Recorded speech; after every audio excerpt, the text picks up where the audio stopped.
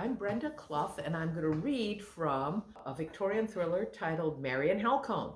And in this work, which is set in 1858, our heroine, Marian, married Theo Camlet. And she got pregnant, as one does, but then Theo's previous wife turned up, so suddenly Mary is not only unmarried, but she's an unwed mother, bad, bad, bad. And Theo is in jail for bigamy, which is sort of happened then. In this bit, Marian is visiting her lawyer who's in charge of the case of defending Theo from a charge of bigamy. Mr. Plockton was the founder of the firm, but old but still hale, a cautious and reserved man with deep creases like parentheses around his narrow mouth, further echoed by the curve of woolly white side whiskers.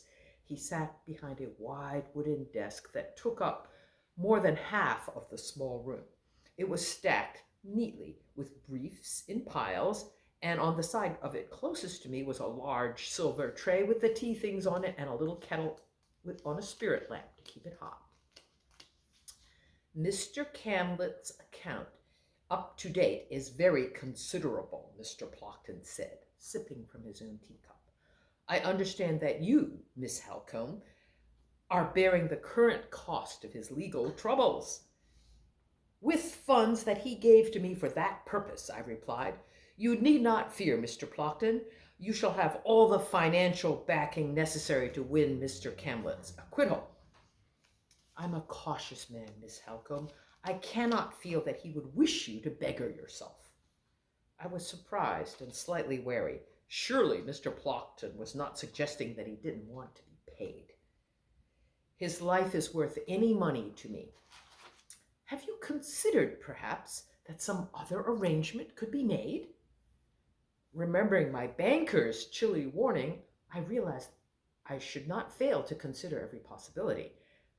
To bankrupt us both and save Theo's life was all very well, but suppose the money ran out before his acquittal? I did not dare to run our finances too close. I stared at the solicitor across the wide brown ocean of his desktop. As a going concern, Mr. Camlet's publishing business is worth little without him and his skills. In any case, I'm not empowered to sell it or borrow upon its value. Then, allow me to make a suggestion which may not have occurred to you.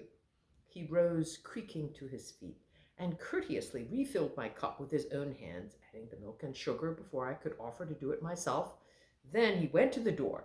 I had assumed he was going to call for a document or book, but to my surprise, he simply turned the key in the lock. Returning, he sat in the other client chair rather than returning to his side of the desk. In return for some trifling personal service from you, I would be willing to adjust your accounts with the firm. The only thought that came to my mind was lace knitting.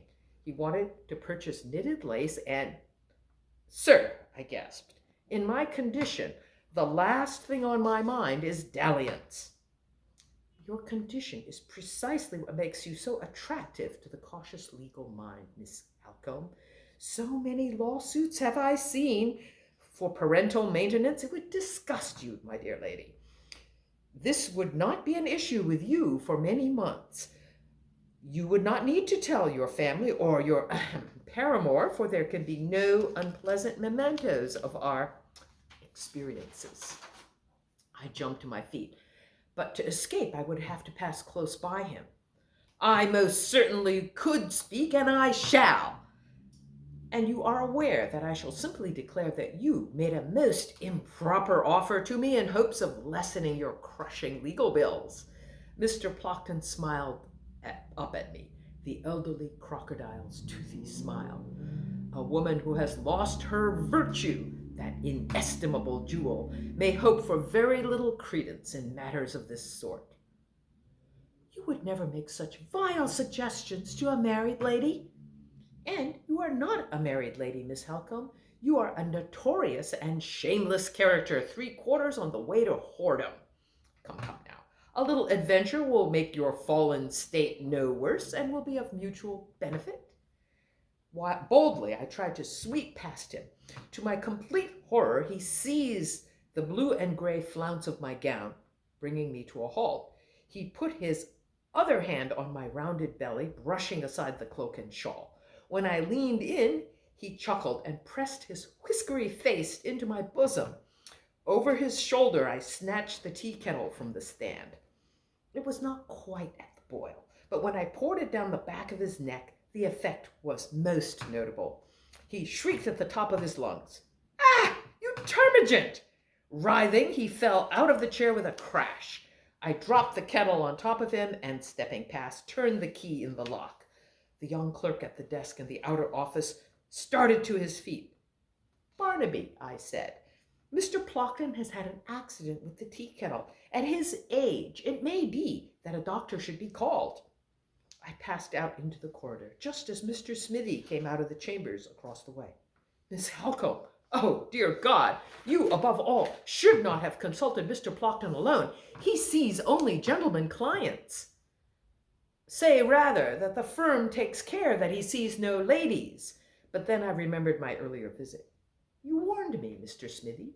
You told me that Mr. Plockton should not hear of the case."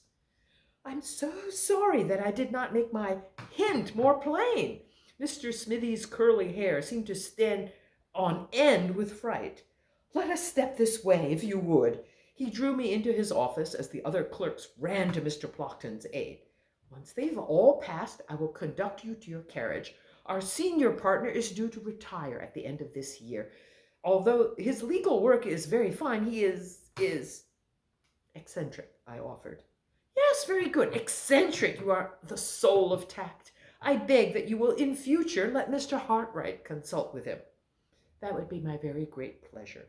I only hope that he will be sufficiently injured that he hands the case over to you. And I entirely understand that you could not speak frankly about your senior partner. Ah, here is our moment. This way, if you please."